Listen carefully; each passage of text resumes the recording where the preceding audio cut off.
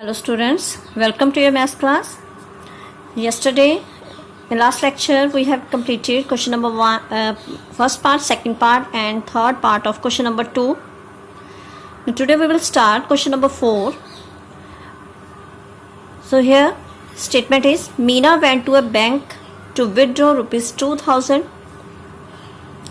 She asked the cashier to give her rupees 50 and rupees 100 notes only. Meena got 25 notes in all.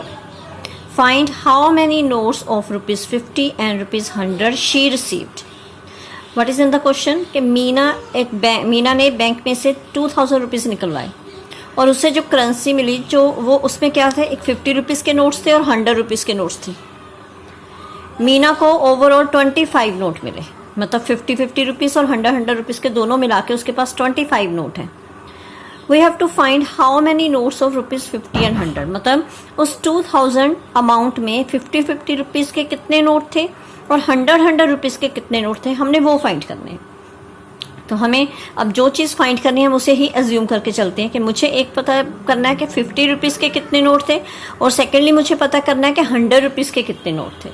तो it means हम इन्हीं को ही assume कर लेते हैं कि मान लेते हैं कि 50 रुपीज़ के एक्स नोट थे उनके पास और 100 रुपीज़ के वाई नोट थे. So we assume let the number of rupees 50 notes, मतलब 50 रुपीज़ के जो नोट्स हैं उनकी गिनती है x and number of 100 rupees note is y. तो अब हमारे पास टोटल जो नोट हैं that is given in the question that Meena got 25 notes in all. Look at your books. हमारे पास स्टेटमेंट दी गई है क्वेश्चन में कि Meena got 25 notes in all, मतलब उसके पास टोटल 25 है. तो 25 नोट में कौन कौन से हैं, 50 रुपीज़ वाले भी 100 रुपीज़ वाले भी. So according to the question हमारी फर्स्ट इक्वेशन तो यहीं से बन गई कि 50 रुपीज़ के नोट्स और 100 रुपीज़ के नोट्स मिला के टोटल 25 नोट्स हैं. This is equation number 1. अब सेकेंड इक्वेशन बनेगी अमाउंट से. मीना ने जब विदड्रॉ किया वो 2000 रुपीज़ विदड्रॉ किए हैं जिसमें 50 और 100 रुपीज़ के नोट हैं. मतलब कि 2000 अमाउंट में कुछ अमाउंट 50 रुपीज़ को मिला के बना और कुछ अमाउंट 100 रुपीज़ को मिला के बना. तो मेरे पास अगर 50 रुपीज़ के एक्स नोट हैं तो it means amount of 50 rupees मेरे पास कितना हुआ. मैं एग्जांपल ले रही हूँ कि अगर मेरे पास रुपीज़ 50 के 7 नोट्स हैं तो मेरे पास कितना अमाउंट है. अगर रुपीज़ 50 वाले 7 नोट्स हैं तो मेरे पास टोटल कितने पैसे, तो मैं 7 को 50 से मल्टीप्लाई करके देख लूँगी 350 है ना. मतलब जितने नोट हैं उसे मैं पर नोट जितना अमाउंट है उसके साथ मल्टीप्लाई कर लूँगी. अब सेम कंडीशन यहाँ पे है. अगर 50 रुपीज़ के एक्स नोट हैं तो 50 रुपीज़ का टोटल अमाउंट क्या है, 50x. तो मैं यहाँ पे लिख रही हूँ अमाउंट ऑफ रुपीज़ 50 नोट्स, मतलब जो 50 रुपीज़ के नोट्स हैं उनका जो अमाउंट बन रहा है वो कितना बन रहा है 50x. क्योंकि x नोट है, एक नोट 50 रुपीज़ का, तो x नोट का अमाउंट कितना बन गया 15 into x. Similarly amount of rupees 100 notes, 100 rupees के नोट्स को अगर हम इकट्ठा करें तो उन सबका मिला के अमाउंट कितना बनेगा 100 into y, क्योंकि 100 रुपीज़ के y नोट हैं. तो इट मीन्स सेकेंड केस में अकॉर्डिंग टू क्वेश्चन कि 50 रुपीज़ का अमाउंट और 100 रुपीज़ का अमाउंट टोटल मिलके बन रहा है 2000 rupees. So 50x plus 100y is equal to 2000. मतलब एक इक्वेशन बनी नंबर ऑफ नोट्स की और दूसरी इक्वेशन बनी अमाउंट, क्योंकि नंबर ऑफ नोट 50 रुपीज़ के नोट प्लस 100 रुपये के नोट वो 25 थे, तो x plus Y is equal to 25. अब 50 रुपीज़ के x नोट हैं तो वो कितना अमाउंट हुआ टोटल 50x. 100 रुपीज़ के वाई नोट हैं तो टोटल 100 रुपीज़ का कितना अमाउंट बना 100y. तो दोनों अमाउंट मिला के जितना उसने विड्रॉ किया दैट इज़ 2000. अब सेकेंड इक्वेशन को थोड़ा सा सिंपल कर लेते हैं. अब 50, 100 एंड 2000 इन सभी में से 50 कॉमन फैक्टर लिया जा सकता है. So I am taking 50 as common. तो यहाँ पे रह गया x, 50 टू द 100, यहाँ पे रह गया 2y इज इक्वल टू 2000. अब 50 को राइट हैंड साइड पे शिफ्ट किया तो ये 2000 को डिवाइड कर देगा. So x plus 2y is equal to 2000 divided by 50. तो इसे हमने डिवाइड किया 40. So second equation is x plus 2y is equal to 40. This is the equation number 2. तो अब हमारे पास दोनों इक्वेशंस बन गई हैं. Now we will use elimination method to solve these two equations. Now I am writing again we get two equations, x plus y is equal to 25 and second one is x plus 2y is equal to 40. These are the two equations. तो अब बात है कि coefficient same करने हैं. Coefficient पे x के first equation पे भी x के साथ 1 है और सेकंड में भी 1. That means coefficients of x are already same. तो हमें इक्वेशंस के कोफिशिएंट्स को सेम नहीं करना पड़ेगा. तो अब रही बात कि हमने जो सेम कोफिशिएंट वाली टर्म्स है इनको कैंसिल करना है. तो उसके लिए क्या है कि दोनों को माइनस करेंगे और माइनस करने के लिए हमें इनके डिफरेंट साइन चाहिए. तो अब इनका इट मीन्स के नीचे वाली इक्वेशन का साइन हम चेंज करेंगे और जब हम साइन चेंज करते हैं दैट मीन्स उस वक्त हम क्या कर रहे हैं, subtraction. So we will give the direction here on subtracting. जब हम सब्ट्रैक्ट करेंगे नीचे वाली इक्वेशन के साइन चेंज हो जाएंगे. 1x पॉजिटिव है नेगेटिव हो गया, 2y पॉजिटिव है नेगेटिव हो गया, 40 is also negative. No 1x minus 1x will cancel, eliminate हो गया y x. अब यहाँ पे y का कोफिशिएंट 1 है तो हमारे पास क्या है, -2 + 1. -2 + 1 हो गया -y और -40 और 25. अगर इन दोनों को सब्ट्रैक्ट किया it will be -15. So y is equal to 15. तो y की अब इस वैल्यू को हम अपनी फर्स्ट और सेकंड में किसी भी इक्वेशन में फिल कर सकते हैं. Put value of y in equation 1 और first equation was x + y = 25. तो अब y की वैल्यू हमारी 15 आई है, वो वैल्यू हम y की जगह पे फिल कर देंगे. तो क्या आ गया, x + y is 15 is equal to 25. Now shifting 15 on right hand side, x is equal to 25 minus 15 which implies x is equal to 10. तो हमारे पास इट मीन्स कि x हमने एज्यूम किए थे 50 रुपीज़ वाले नोट. इट मीन्स 50 रुपीज़ के 10 note थे और जो y हमने एज्यूम किया था वो 100 रुपीज़ के और वो 15 नोट्स थे. सो ₹50 notes are 10 and ₹100 notes are 15. So this is our final answer. Now fifth part is a lending library has a fixed charge for first 3 days and an additional charge for each day thereafter. एक landing library है जहाँ पे books land की जाती हैं और उसके मतलब लैंडिंग लाइब्रेरी के कुछ फिक्स चार्जेस हैं फॉर फर्स्ट 3 डेज. मतलब अगर कोई 3 दिन के लिए बुक लेता है तो उसे फिक्स चार्जेस पे करने पड़ेंगे. And an additional charge for each day thereafter. अगर कोई स्टूडेंट उस बुक को 3 दिन से ज़्यादा अपने पास रखता है तो उसे डे बाय डे उसका एक्स्ट्रा चार्जेस पे करने पड़ेंगे. मतलब फिक्स चार्जेस सभी के लिए हैं फर्स्ट 3 डेज के.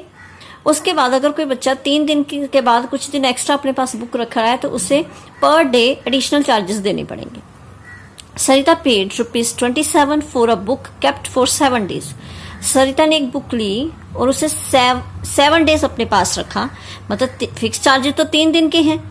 3 दिन के बाद मतलब उसने 4 डेज और एक्स्ट्रा रखी बुक तो उसे 4 डेज के accordingly per day charges additional पड़े और उसका टोटल जो उसे पे करना पड़ा वो 27 रुपीज़.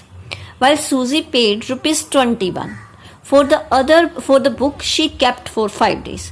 और सूजी ने एक बुक ली वो उसने 5 दिन के लिए रखी. मतलब उन 5 डेज में से 3 डेज तो फिक्स हो गए, बाकी बचे 2 डेज. उसने 2 डेज एक्स्ट्रा अपने पास रखी तो उसे कितने पे करने पड़े, 21 rupees.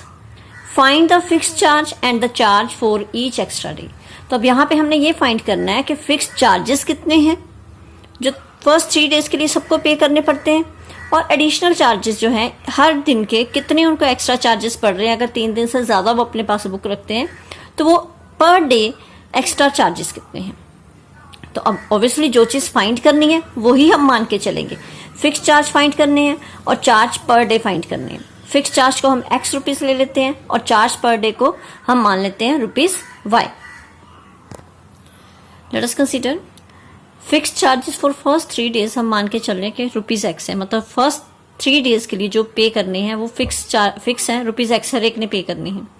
Charges for each extra day और हर एक एक्स्ट्रा डे के लिए ₹y. मतलब एक दिन के ₹y. तो जितने दिन एक्स्ट्रा होगी तो उसके अकॉर्डिंगली ये चार्जेस इंक्रीज होते जाएंगे. So according to the question अगर हम सरिता की कंडीशन देखें उसने टोटल 27 रुपीज़ पे किए और उसने बुक अपने पास रखी 7 डेज. अकॉर्डिंग टू क्वेश्चन अब 7 डेज हैं, मैं यहाँ पे साइड पे लिख के बता रही हूँ कि 7 डेज हैं, जिसमें से 3 डेज तो फिक्स है कि इसके लिए तो एक्स रुपीज़ पे करने पड़ेंगे, ओके। और बाकी बचे 7 में से 3 फिक्स चार्जेस वाले डे हो गए और 4 डेज बचे एक्स्ट्रा, ओके। अब 3 डेज का के जो फिक्स चार्जेस है वो एक्स, मतलब ये एक्स तो उससे देने ही पड़ेंगे। बाकी बचे 4 डेज, एक दिन के वो वाई रुपीज़ पे कर रहे हैं, तो अगर 4 डेज हो गए तो कितने हो गए, 4y। अंडरस्टूड? मतलब कि 7 में से 3 डेज तो फिक्स चार्जेस वाले थे, उनके लिए तो एक्स रुपीज़ फिक्स हैं, बाकी एक्स्ट्रा डेज थे 4, और एक दिन के चार्जेस हैं ₹y, तो 4 डेज के कितने हो गए, 4 × y 4y। So according to question Sarita ने टोटल 27 पे किए, जिसमें फिक्स चार्जेस प्लस 4 डेज के एक्स्ट्रा चार्जेस, और वो 27 rupees. This is question number 1, okay. Now next, in case of Suji, Suji ने बुक को रखा अपने पास 5 डेज, तो यहाँ पे भी देखते हैं 5 डेज हैं, 5 में से 3 डेज तो हो गए फिक्स वाले, तो इसके तो उसे एक्स रुपीज़ पे करने हैं, बाकी 5 में से 3 गए और 2 बच गए एक्स्ट्रा चार्जेस, तो एक्स्ट्रा चार्जेस वही हो गए हमारे पास, पर डे जो है वो वाई रुपीज़ है, तो 2 डेज के कितने हो गए 2y। तो सूजी के केस में सेकंड इक्वेशन बनी 3 डेज के एक्स रुपीज़ प्लस 2 एक्स्ट्रा डेज उनके 2y, और उसने टोटल पे किया 21। So we got both the equations. First equation x plus 4y is equal to 27. Second is x plus 2y is equal to 21. Now we will use elimination method to find x and y. अब elimination method के लिए वही coefficient must be same of any one variable among x and y. तो x के coefficients already same है यहाँ पे भी, here is 1, here is 1. So these are the terms with same coefficients. अब रह गई बात कि अगर हमने इसे एलिमिनेट करना है तो दोनों में से एक नेगेटिव होगा, तो ऑब्वियसली नीचे वाली इक्वेशन के साइन चेंज करने हैं, तो साइन चेंज करने हैं, इट मीन्स हम यहाँ पे क्या कर रहे हैं, सब्ट्रैक्ट। सो ऑन सब्ट्रैक्टिंग, जब हम सब्ट्रैक्ट करेंगे सेकेंड इक्वेशन के, फर्स्ट टर्म पॉजिटिव है, ये नेगेटिव हो गई, सेकेंड भी पॉजिटिव है, नेगेटिव हो गई, एंड कॉन्स्टेंट टर्म में बिकम नेगेटिव। अब 1x minus 1x they will cancel each other, x eliminate हो गया, 4y माइनस 2y, ये आ गया 2y is equal to 27 minus 21 that is 6. So y is equal to 6 divided by 2 that is 3. So we got the value of y is equal to 3. Now it's turn to find the value of x. So for that purpose we will fill this value in equation 1 or 2. किसी भी equation में हम fill कर सकते हैं. So I am using equation number 1. Now put that value of y in equation 1. So our first equation is x plus 4y is equal to 27. तो we replace here y by 3. हम यहाँ पे y की value 3 fill करेंगे and then we will get the value of x. So x plus 4 into y है, तो y की जगह हमारे पास क्या आ गया 3. 4 multiply 3 is equal to 27. So x plus 12 is equal to 27. So from here we will get the value of x. So x is equal to 27 minus 12 that is 15. तो x की value हमारे पास आ गई 15. तो हम स्टार्टिंग में चलते हैं. x हमने किससे एज्यूम किया था, we assumed x fix charges और फर्स्ट 3 डेज, तो फिक्स चार्जेस हो गए 15 रुपीज़, और y हमने एज्यूम किया था charge extra charges per day, तो एक्स्ट्रा चार्जेस एक दिन के कितने रुपीज़ हैं, वो 3 rupees. So here final answer is fixed charges x थे और x की वैल्यू आई है 15 और rupees 15 and extra charge per day y that is rupees 3. So these are two values which are our final answer.